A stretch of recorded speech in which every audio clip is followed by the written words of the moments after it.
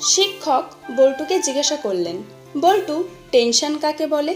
বল্টু বলল, মনে করুন স্যার, আপনি রাস্তায় বের হলেন গাড়ি নিয়ে। এক সুন্দরী মহিলা লিফট চাইল, লিফটও দিলেন।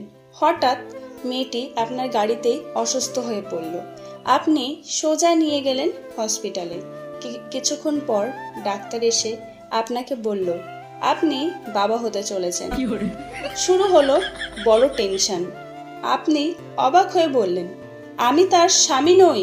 কিন্তু মেয়েটি জোর গলায় বলতে শুরু করলেন, আপনিই তার স্বামী। তখন টেনশন আরো বাড়তে শুরু করলো।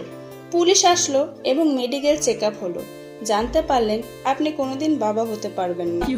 অবস্থা তো আরো খারাপ। টেনশন গেল আরো বেড়ে। হাত পা ছেড়ে হসপিটালের বাইরে এসে চিন্তা করতে লাগলেন, ঘরে 2 বাচ্চা, তাহলে ওইগুলো কার? ভিডিওটি ভালো